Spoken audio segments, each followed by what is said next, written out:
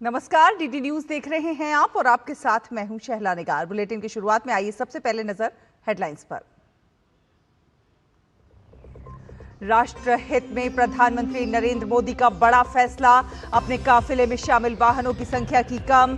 सूत्रों के अनुसार पीएम ने इलेक्ट्रिक वाहनों की संख्या बढ़ाए जाने की जताई इच्छा।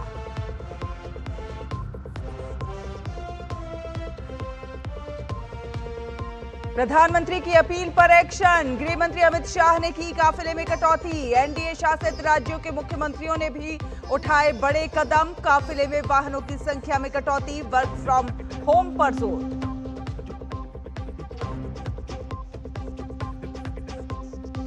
ब्रिक्स विदेश मंत्रियों की बैठक के लिए सजा मंच, नई दिल्ली में कल से होगा भव्य आयोजन। कई महत्वपूर्ण सत्रों में विभिन्न मुद्दों पर होगी चर्चा।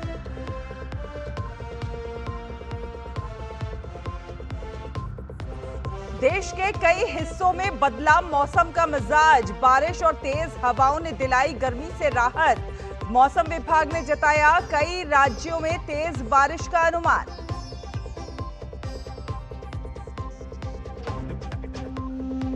और एशियन अंडर 15 और अंडर 17 बॉक्सिंग चैंपियनशिप में भारत के लक्ष्य फोगाट का फाइनल में प्रवेश, वहीं 4 अन्य भारतीय मुक्केबाजों ने जीते कांस्य पदक।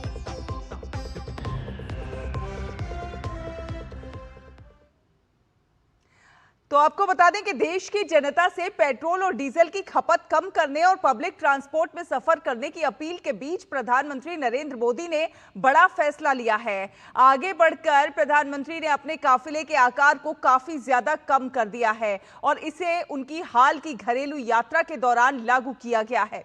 एसपीजी प्रोटोकॉल के अनुसार जरूरी सुरक्षा इंतजामों को बनाए रखते हुए गाड़ियों की संख्या कम की गई है। हैदराबाद में अपने भाषण के तुरंत बाद गुजरात और असम में उनके काफिले का आकार कम कर दिया गया है। सूत्रों के अनुसार प्रधानमंत्री नरेंद्र मोदी ने यह भी कहा है कि जहां तक हो सके बिना नई गाड़ियां खरीदे उनके काफिले में इलेक्ट्रिक गाड़ियों को शामिल किया जाए। तो प्रधानमंत्री नरेंद्र मोदी ने राष्ट्र हित में यह अपील की है कि काफिलों को कम किया जाए गाड़ियों के। और प्रधानमंत्री की राष्ट्र हित में जो ये अपील है आपको समझाने की कोशिश करते हैं ग्राफिक्स के जरिए कि प्रधानमंत्री नरेंद्र मोदी ने क्या कुछ अपील की है। उन्होंने देशवासियों से अपील की है कि ईंधन खर्च को लेकर संयम बरतें और पेट्रोल और डीजल की खपत कहीं ना कहीं कम हो। जनता जो है पब्लिक ट्रांसपोर्ट अपनाए। जनता से भी अपील की है कि आप पब्लिक ट्रांसपोर्ट को अपनाइए। अनावश्यक विदेश यात्राओं से कहीं ना कहीं बचने की प्रधानमंत्री नरेंद्र मोदी ने अपील की है। उन्होंने कहा है कि वर्क फ्रॉम होम अपनाया जाए तो बेहतर होगा। वर्क फ्रॉम होम अपनाने की बात कही है और 1 साल तक सोना नहीं खरीदने की भी अपील की है। प्रधानमंत्री ने देशवासियों से राष्ट्र हित में कुछ अपील की है। उन्होंने कहा है कि 1 साल तक आप सोना नहीं खरीदें तो ये बेहतर होगा राष्ट्र हित में। प्रधानमंत्री नरेंद्र मोदी की इस अपील के बाद केंद्रीय गृह मंत्री अमित शाह ने भी अपने वाहनों के काफिले में काफी ज्यादा कटौती कर दी है और अपने काफिले में वाहनों की संख्या पहले के मुकाबले आधे से भी कम कर दी है। और आज अमित शाह के काफिले सिर्फ 4 गाड़ियां नजर आईं। पीएम की पेट्रोल और डीजल की खपत को कम करने की अपील पर अमल करते हुए ये बड़े फैसले लिए जा रहे हैं। आप देख सकते हैं केंद्रीय गृह मंत्री के काफिले का आकार छोटा हुआ है और केवल 4 गाड़ियां उनके काफिले में रह गई हैं। गृह मंत्री ने आधे से भी कम कर दी हैं अपने काफिले की गाड़ियां। तो गृह मंत्री ने आधे से भी कम काफिले की गाड़ियां कर दी हैं। प्रधानमंत्री नरेंद्र मोदी की अपील का यह असर है। और उत्तर प्रदेश के मुख्यमंत्री योगी आदित्यनाथ ने प्रदेशवासियों से प्रधानमंत्री के इस आह्वान से जुड़ने की अपील की है। मुख्यमंत्री ने प्रदेशवासियों से ईंधन की खपत को कम करने और अनावश्यक सोने की खरीद न करने की अपील की है। उन्होंने प्रधानमंत्री नरेंद्र मोदी के आह्वान को प्रदेश में व्यवहारिक रूप से अपनाए जाने की भी अपील की है। मुख्यमंत्री योगी आदित्यनाथ ने मुख्य सचिव, डीजीपी और सभी विभागों के अपर मुख्य सचिव, प्रमुख सचिव की बैठक में निर्देश दिया कि मुख्यमंत्री और मंत्रियों आदि की फ्लीट में तत्काल 50% की कमी की जाए। वहीं मध्य प्रदेश के मुख्यमंत्री डॉक्टर मोहन यादव ने प्रधानमंत्री नरेंद्र मोदी की अपील का पालन करते हुए अपने काफिले में वाहनों की संख्या को घटाने का फैसला किया है। उनके द्वारा जारी दिशा निर्देशों के तहत मुख्यमंत्री के काफिले में अब 13 के स्थान पर केवल 8 वाहन होंगे और उनके दौरे के दौरान कोई वाहन रैली आयोजित नहीं की जाएगी। ये कदम प्रधानमंत्री नरेंद्र मोदी द्वारा पेट्रोल और डीजल की खपत को कम करने के आह्वान के संदर्भ में उठाया गया है। तो सीएम ने सोशल मीडिया प्लेटफॉर्म एक्स पर लिखा है कि आदरणीय प्रधानमंत्री श्री नरेंद्र मोदी जी के आह्वान पर मध्य प्रदेश राष्ट्र हित में पेट्रोल और डीजल की खपत को कम करने के लिए संकल्पित है। आगामी आदेश तक मेरे कारकेड में सुरक्षा की दृष्टि से न्यूनतम वाहन होंगे और भ्रमण के दौरान कोई वाहन रैली नहीं होगी। सभी मंत्रीगण भी यात्रा के समय न्यूनतम वाहनों का उपयोग करेंगे। साथ साथ नवनियुक्त निगम मंडल पदाधिकारी सादगी से कार्यभार ग्रहण करेंगे। प्रदेशवासियों से भी आग्रह है कि वे सार्वजनिक परिवहन को अपनाएं। राष्ट्र हित सर्वोपरि है। और वहीं तो सभी जो है इस अपील को अपनाते हुए नजर आ रहे हैं। दिल्ली के मुख्यमंत्री रेखा गुप्ता ने प्रधानमंत्री नरेंद्र मोदी के ऊर्जा संरक्षण संबंधी आह्वान का समर्थन करते हुए दिल्ली सरकार के कार्यों में वाहनों के उपयोग को सीमित करने का निर्णय लिया है। दिल्ली के मुख्यमंत्री ने प्रधानमंत्री नरेंद्र मोदी के पेट्रोल डीजल की बचत और ऊर्जा संरक्षण को जन आंदोलन बनाने की अपील की है। तो सीएम रेखा गुप्ता ने पीएम मोदी के ऊर्जा संरक्षण आह्वान का जो है उसकी अपील की है। और प्रधानमंत्री नरेंद्र मोदी की अपील के बाद आज दिल्ली सरकार में कैबिनेट मंत्री कपिल मिश्रा मेट्रो से सफर करते हुए दिखाई दिए और साथ साथ कपिल मिश्रा ने कहा कि वो सार्वजनिक परिवहन या जरूरत होने पर केवल एक सरकारी गाड़ी का ही इस्तेमाल करेंगे।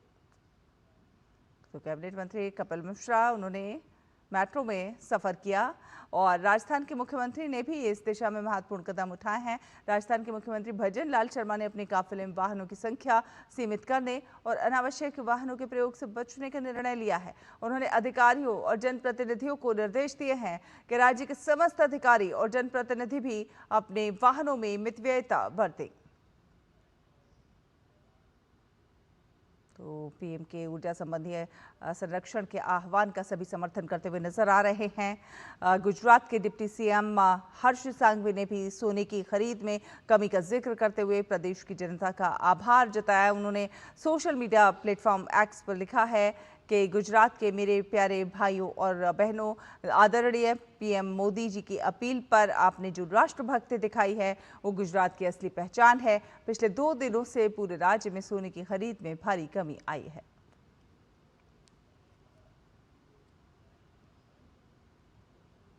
तो आपको बता दें कि प्रधानमंत्री नरेंद्र मोदी की अपील का असर स्पष्ट तौर पर नजर आने लगा है।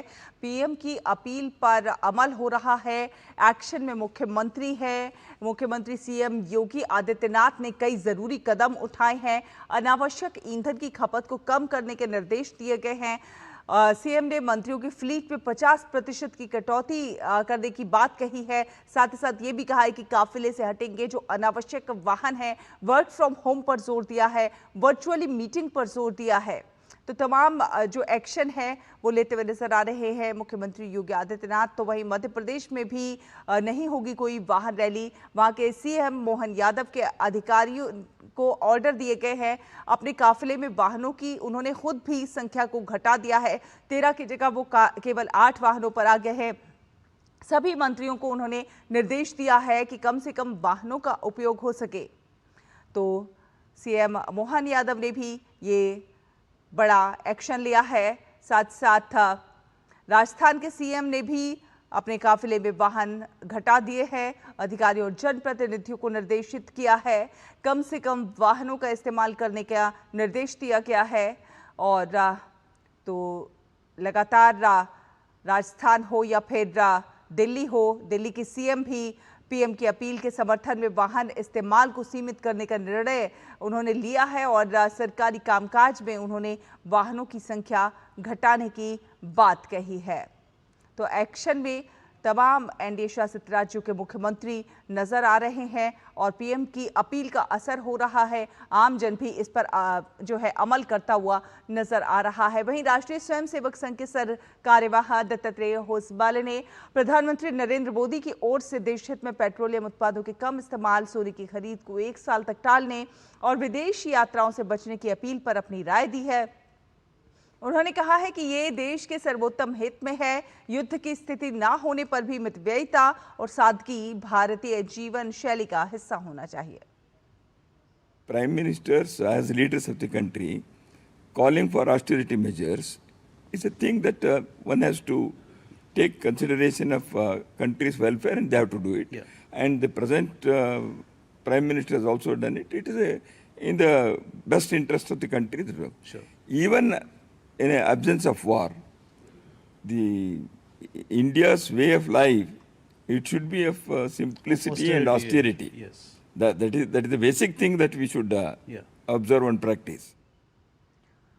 और राष्ट्रीय स्वयंसेवक संघ के सर कार्यवाह दत्तात्रेय होसबाले ने पश्चिम एशिया संघर्ष पर भी खुलकर अपने विचार रखे। उन्होंने कहा कि भारत इसमें एक भूमिका निभा सकता है क्योंकि पिछले 1 दशक या फिर उससे अधिक समय में विश्व मानचित्र पर भारत की स्थिति बदली है। उन्होंने कहा कि यह संघर्ष सिर्फ 2 देशों के बीच जारी संघर्ष नहीं है, बल्कि असल में ये अस्तित्व और कब्जे की लड़ाई है। The present war of West Asia is, we should not think that it is between 2 countries. Okay.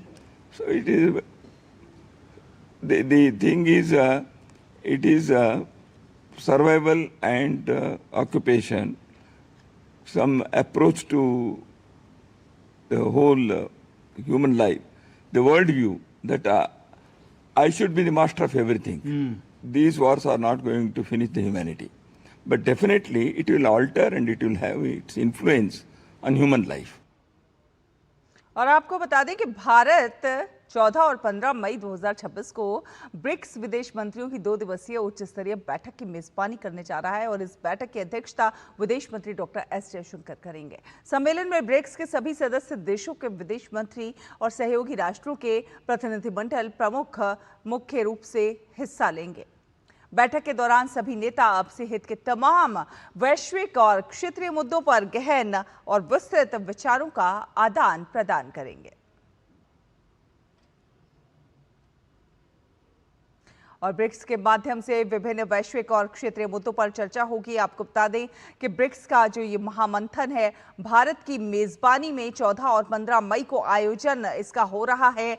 Delhi में ब्रिक्स विदेश मंत्रियों की ये महत्वपूर्ण बैठक होनी है। विदेश मंत्री डॉक्टर एस जयशंकर इस बैठक की अध्यक्षता करते हुए नजर आएंगे।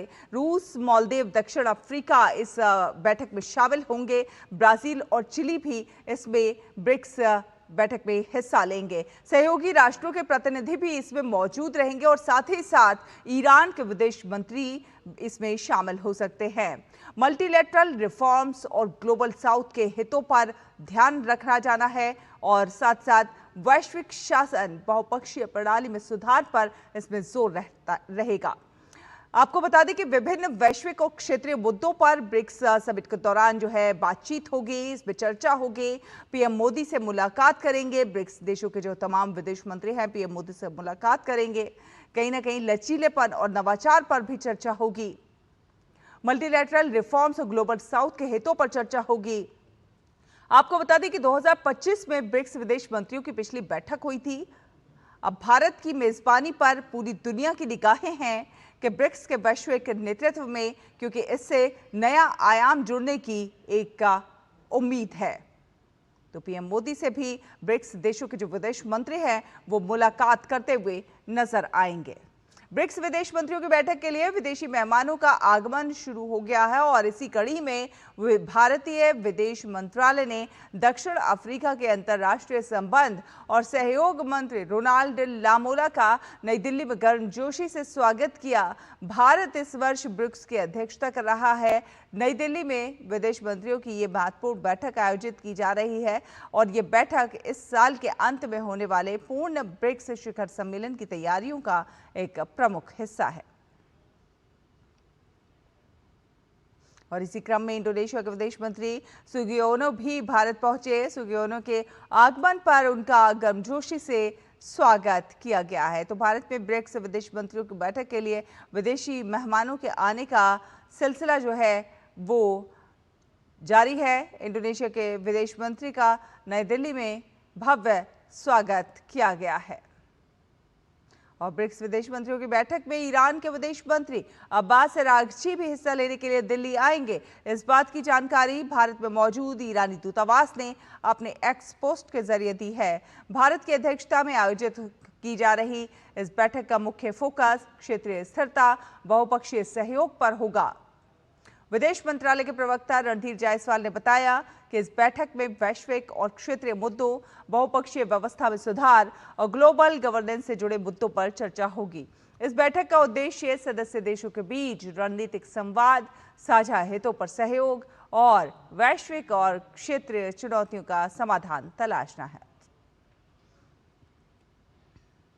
और विदेश मंत्री डॉक्टर एस जयशंकर ने चिली के विदेश मंत्री फ्रांसिस्को पेरेज मैकेना से मुलाकात की। डॉक्टर एस जयशंकर ने सोशल मीडिया पर पोस्ट करते हुए लिखा कि आज सुबह चिली के विदेश मंत्री फ्रांसिस्को पेरेज मैकेना से मुलाकात कर बहुत खुशी हुई। बाजारों और सोर्सिंग में विविधता लाने, प्राथमिकता वाली वस्तुओं के निर्यात को बढ़ावा देने और सेवा अर्थव्यवस्था को सुगम बनाने के लिए हमारे द्विपक्षीय सहयोग को मजबूत करने पर बहुत अच्छी चर्चा हुई।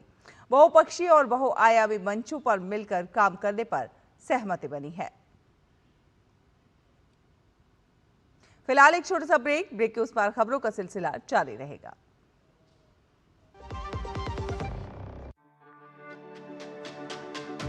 मेरी पसंद, मेरी पसंद, मेरी पसंद, मेरी पसंद, हमारी पसंद, हम सबकी पसंद। मजबूत देश का मजबूत सरिया हो गया स्टील। ब्रेक के बाद स्वागत है आपका। आप देख रहे हैं डीडी न्यूज। आपको बता दें कि पुडुचेरी में एन रंगासामी ने आज 5वीं बार राज्य के सीएम पद की शपथ ली। उपराज्यपाल के कैलाश नाथन ने एन रंगासामी को लोक भवन में मुख्यमंत्री पद की शपथ दिलाई। शपथ ग्रहण समारोह में भाजपा के राष्ट्रीय अध्यक्ष नितिन नवीन भी मौजूद रहे। एन रंगासामी ने 5वीं बार राज्य के मुख्यमंत्री के तौर पर शपथ ली। उनके साथ AINRC के मल्लाडी कृष्ण राव और भाजपा के ए नवशियावन ने भी मंत्री पद की शपथ ली। 4 मई को आए पुडुचेरी विधानसभा चुनाव के परिणामों में रंगासामी के नेतृत्व वाले एनडीए गठबंधन को 30 में से 16 सीटें हासिल हुई थी। और पश्चिम बंगाल के नवनिर्वाचित विधायकों ने आज राज्य विधानसभा में शपथ ली। सबसे पहले भवानीपुर से विधायक के रूप में पश्चिम बंगाल के मुख्यमंत्री शुभेंदु अधिकारी ने शपथ ग्रहण की। विधानसभा भवन में प्रवेश करने से पहले शुभेंदु ने नतमस्तक होकर प्रणाम किया। इसके बाद पूजा अर्चना कर उन्हें शपथ ली। शुभेंदु अधिकारी के बाद दिलीप घोष, निशीथ प्रमाणिक, खुदीराम टुडू और अशोक कीर्तनिया समेत अन्य विधायकों को स्पीकर तापस राय ने शपथ पाठ कराया।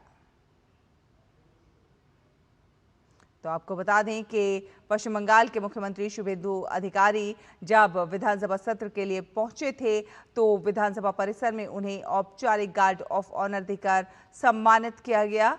और इस भव्य और गरिमामयी समारोह के दौरान वरिष्ठ प्रशासनिक अधिकारियों और सुरक्षा बलों के जवान तैनात रहे। जहां एनडीए शासित 4 प्रदेशों में नए मुख्यमंत्री पद की शपथ ले चुके हैं, तो वहीं केरलम में अभी तक मुख्यमंत्री का नाम तक फाइनल नहीं हो सका है।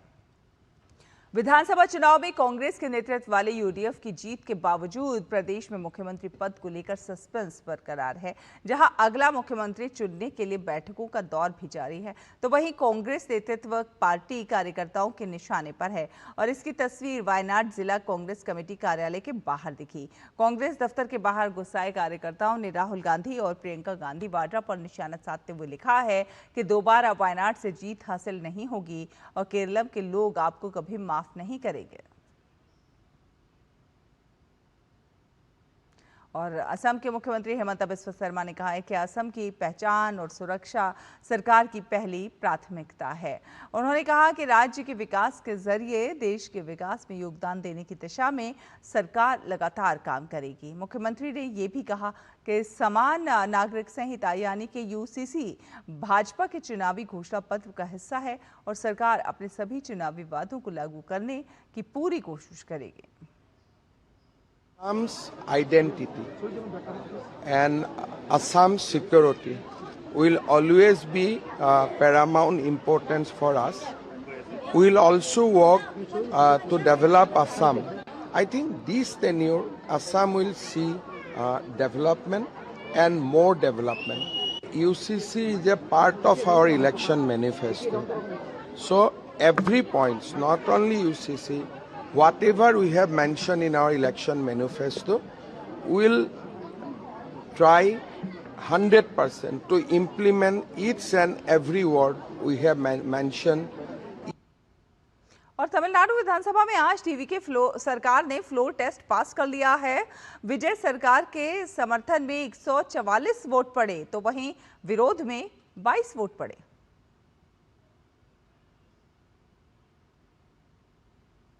और आज ही के दिन आपको बता दें कि 13 मई 1998 को भारत ने स्वयं को एक पूर्ण परमाणु संपन्न राष्ट्र घोषित किया था। पोखरण 2 के इस ऐतिहासिक परीक्षण ने न सिर्फ देश की सुरक्षा की नींव को मजबूत किया बल्कि भारत की तकनीकी और वैज्ञानिक क्षमता को भी विश्व स्तर पर प्रदर्शित किया। आपको दिखाते हैं भारत के इस ऐतिहासिक मिशन पर हमारी ये विशेष रिपोर्ट।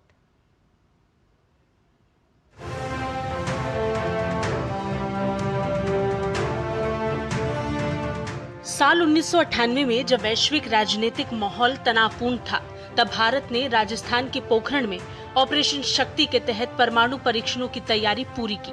इस ऐतिहासिक मिशन का नेतृत्व तत्कालीन डीआरडीओ प्रमुख डॉक्टर एपीजे अब्दुल कलाम और तत्कालीन परमाणु ऊर्जा आयोग के अध्यक्ष डॉक्टर आर चिदम्बरम ने किया। परीक्षण का उद्देश्य साफ था, भारत को न्यूनतम प्रतिरोधक क्षमता के साथ एक पूर्ण परमाणु हथियार संपन्न राष्ट्र के रूप में स्थापित करना।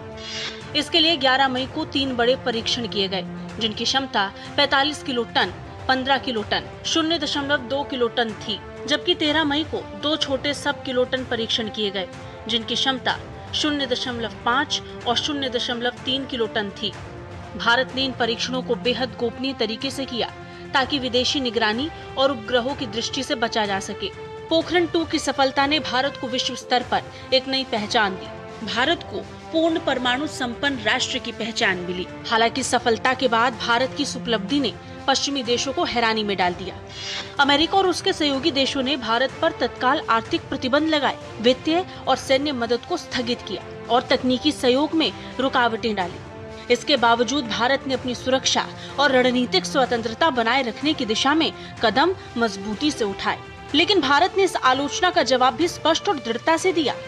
प्रधानमंत्री अटल बिहारी वाजपेयी ने कहा कि भारत का कदम पूरी तरह से राष्ट्रीय सुरक्षा और संप्रभुता के दृष्टिकोण से आवश्यक था। भारत ने अपनी नीति को न्यूनतम प्रतिरोधक क्षमता पर आधारित बताया और स्पष्ट किया कि ये केवल रक्षात्मक उद्देश्य के लिए है। इन परीक्षणों के परिणाम स्वरूप भारत ने न केवल अपनी रक्षा क्षमता को मजबूत किया, बल्कि ये संदेश भी दिया कि देश अपनी सुरक्षा और संप्रभुता के प्रति पूर्णतः सक्षम है। हिंदुस्तान जो है आज की डेट में उन सारे देशों में शामिल है जिनके पास न्यूक्लियर वेपन है, और साथ में हिंदुस्तान की जिम्मेदारी भी बढ़ी है इस रीजन में लेके, इस रीजन में स्टेबिलिटी लाने की वजह से। लेकिन साथ में ये डेटरेंट का काम करता है पाकिस्तान और चाइना की। आज पोखरण 2 सिर्फ भारतीय वैज्ञानिकों और सैन्य शक्ति की उपलब्धि नहीं, बल्कि भारत की अंतर्राष्ट्रीय जिम्मेदारी और संतुलित रणनीति का प्रतीक भी बन गया है। इन परीक्षणों के बाद भारत ने अपनी परमाणु क्षमता को लगातार आधुनिक, सुरक्षित और रणनीतिक रूप से मजबूत किया। इसके साथ ही भारत ने परमाणु सुरक्षा और कमांड कंट्रोल सिस्टम को भी अत्यधिक सुदृढ़ किया है, जिससे ये सुनिश्चित हो सके कि ये क्षमता पूरी तरह जिम्मेदार और नियंत्रित ढांचे के भीतर रहे। इस पूरी यात्रा ने भारत को एक ऐसी परमाणु शक्ति के रूप में स्थापित किया है जो केवल क्षमता नहीं दिखाती, बल्कि संयम और जिम्मेदारी के साथ वैश्विक रणनीतिक संतुलन में भी योगदान देती है। Bureau report, DD news. और आगे बढ़ेंगे, अगली खबर का रुख करते हैं। आपको बता दें कि समाजवादी पार्टी प्रमुख अखिलेश यादव के भाई प्रतीक यादव का 38 वर्ष की उम्र में लखनऊ में निधन हो गया है। प्रतीक यादव समाजवादी पार्टी के संस्थापक और उत्तर प्रदेश के पूर्व मुख्यमंत्री मुलायम सिंह यादव और उनकी दूसरी पत्नी साधना गुप्ता के छोटे बेटे थे। प्रतीक यादव को स्वास्थ्य संबंधी समस्याओं के चलते लखनऊ के सिविल अस्पताल में भर्ती कराया गया था, जहां पर उन्होंने दम तोड़ दिया। वो बीजेपी लीडर अपर्णा यादव के पति थे। बीते कुछ दिनों से उनकी तबीयत खराब चल रही थी और इलाज चल रहा था। प्रतीक यादव की मृत्यु पर राज्य के मुख्यमंत्री योगी आदित्यनाथ ने दुख जताया है। प्रतीक यादव के निधन की खबर मिलते ही यादव परिवार और समाजवादी पार्टी के समर्थकों में शोक की लहर दौड़ गई। मैंने प्रतीक को बचपन से देखा है, आज वो हमारे बीच नहीं है, बहुत दुख है। और एक वो अच्छा नौजवान इसलिए था कि बचपन से ही उसे स्वास्थ्य के प्रति, अपने हेल्थ के प्रति और वो कुछ जीवन में आगे बढ़कर के काम करना चाहता था। बात करें मौसम की तो देश के कई एक हिस्सों में मौसम ने करवट ली है। दिल्ली एनसीआर में देर शाम हल्की बारिश और तेज हवाओं से लोगों को गर्मी से राहत मिली। उत्तर प्रदेश के कई एक इलाकों में भी बारिश हुई है, जिससे तापमान में गिरावट और उमस में कमी आई है। वहीं कर्नाटक के मंगलुरु में भारी बारिश और तेज हवाओं के चलते मौसम सुहावना हो गया। दिल्ली एनसीआर में आज भी आंशिक बादल छाए रहने, गरज के साथ हल्की बारिश और तेज हवाएं चलने का अनुमान है। मौसम विभाग के अनुसार दक्षिण पश्चिम मानसून के चलते अगले 4 से 5 दिनों के दौरान तमिलनाडु, केरल, कर्नाटक और पूर्वोत्तर राज्यों में भारी बारिश का अनुमान है। वहीं पश्चिमी राजस्थान, गुजरात, मध्य प्रदेश और महाराष्ट्र के कई इलाकों में लू का असर जारी रहने की संभावना है।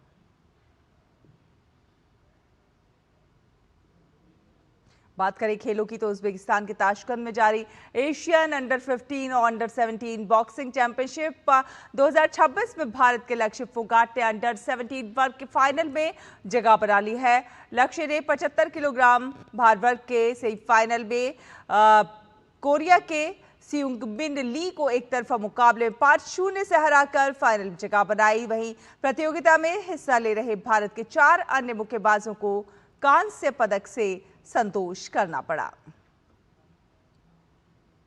इसी के साथ इस बुलेटिन में फिलहाल इतना ही। डीडी न्यूज पर खबरों का सिलसिला लगातार जारी रहेगा। आप देखते रहिए डीडी न्यूज। नमस्कार।